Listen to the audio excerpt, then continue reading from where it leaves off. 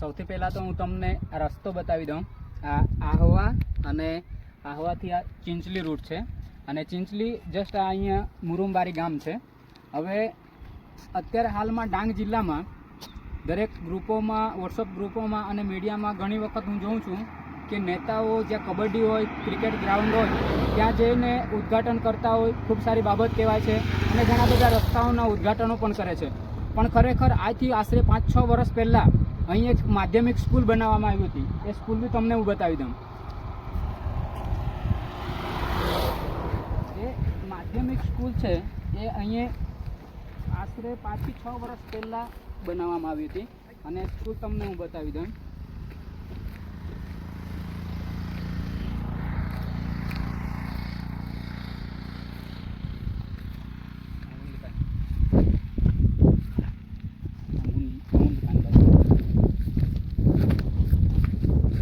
આ જોઈ શકો સરકારી માધ્યમિક શાળા અને શાળા મોરજીરા છે। હવે આ સ્કૂલ તમને બતાવું છું કે સરકારી માધ્યમિક શાળા છે। ખરેખર આ સ્કૂલ અહીં બનાવવામાં આવી છે એ તમે આખા ગ્રાઉન્ડમાં જો કશે તમને સ્કૂલ દેખાશે નહીં।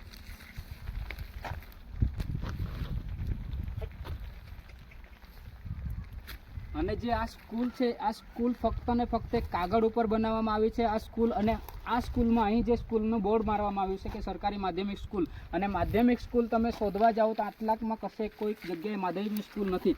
અને ખરેખર આ એક સરકારના કાગળ પર ખાલી અહીં માધ્યમિક સ્કૂલ છે અને એનાથી 4 થી 5 વખત શિક્ષણ અધિકારી સાથે મુલાકાત કરી છે અને એમણે એમ કીધું હતું કે એનું બધું થઈ ગયું છે અને લગભગ અત્યારે 4 થી 5 વર્ષ થવામાં આવ્યા તો છતાંય કંઈ પણ જાતનું અહીંયા ના તો અહીં કોઈ રેતીનું કે કપચીનું કે કોઈ પણ જાતનું અહીં લેવલિંગ કામ કે કંઈ કર્યું નથી। અને ખરેખર એ લોકો કઈ આધાર પર કહે છે કે બધું મંજૂર થઈ ગયું છે, બધું થઈ ગયું છે।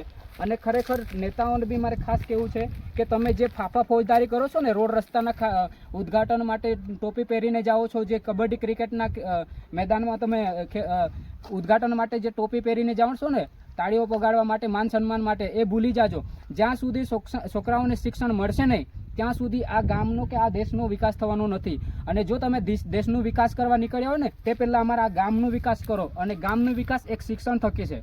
જ્યારે આપણે લાકડો લઈને, દંડો લઈને કોઈના પર લડાઈ કરવા જઈશું ને તો આપણાથી કમજોર ઉપર જ ખાલી આપણે જીત મેળવી શકીશું, પણ જ્યારે આપણે શિક્ષણ લઈને લડવા જઈશું ને આપણા સામે ગમે તેટલો તાકાતવર હશે ને એને આપણે હરાવી શકીશું। અને એટલા માટે આ નેતાઓ પણ ઈચ્છે છે કે સ્કૂલ બનવા નહીં જોઈએ તો એ લોકોને ક્રિકેટ કે કબડ્ડીના આયોજન રાખીને એમાં છોકરાઓને, યુવાનોને ગેરદિશામાં દોરે છે।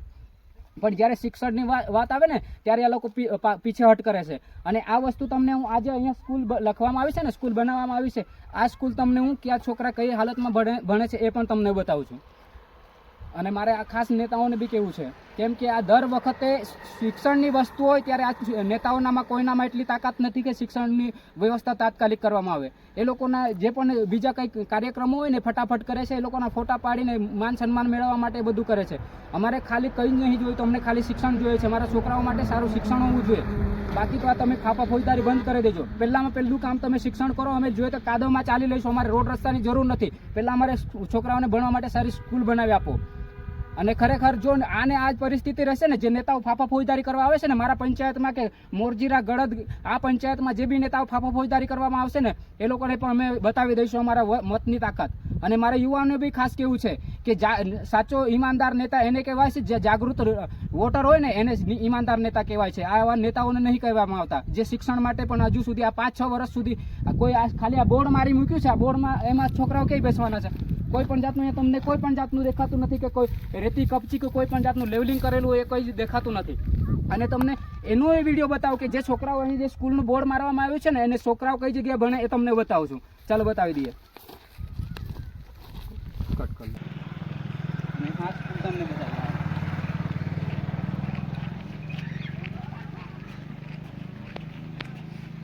આ છે અને આટલી જગ્યા છે તમે જોઈ શકો। સરકારી માધ્યમિક શાળા મોરજીરા, તાલુકા આહવા, જિલ્લા ડાંગ। અને આ પરિસ્થિતિ છે। નેટ બાંધ્યું છે, ઉપર પતરા છે અને આ નાની એવી રોડડી છે। તમે આ બહારથી પણ જોઈ શકો છો કેટલીક નાની ઓરડી છે અને એના પર પતરા છે આટલી, અને કોઈ બી જાનહાનિ થાય કે કોઈ પણ વસ્તુ થાય ત્યારે આ સરકાર કોઈ પણ દિવસ ધ્યાનમાં નહીં લે. અને આવી પરિસ્થિતિમાં અમારા છોકરાઓ ભણે છે અને આ ઘણી વખત વારંવાર રજૂઆત કરવા છતાંય કોઈ પણ વખતે અમને કોઈ પણ લેખિતમાં અને કોઈ પણ એક ઓફિશિયલી જવાબ આપવામાં આવેલ નથી, ખાલી ઉડાવ જવાબ આપવામાં આવે છે. અને અમે વારંવાર 3 વખત અમે શિક્ષણ અધિકારી સાથે પણ મુલાકાત કરી, એમને પણ ખાલી અમને ઉડાવ જવાબ આપેલ છે. અને હવે અમે કોઈ પણ જાતે એ ચલાવી લેવા માંગતા નથી, કેમ કે આ વસ્તુ અમે એટલા માટે કહે છે કે આ સ્કૂલ અમારા છોકરાઓ આજથી 5-6 વર્ષથી છોકરાઓ આવી પરિસ્થિતિમાં ભણે છે. અને એના જસ્ટ સામે તમને બતાવી દઉં કે એક પશુ દવાખાનું બનાવવામાં આવ્યું છે, અને એ બી ખાલી 1 જ વર્ષમાં 1 થી 1.5 વર્ષમાં કેવી પશુ દવાખાનું બનાવવામાં આવ્યું.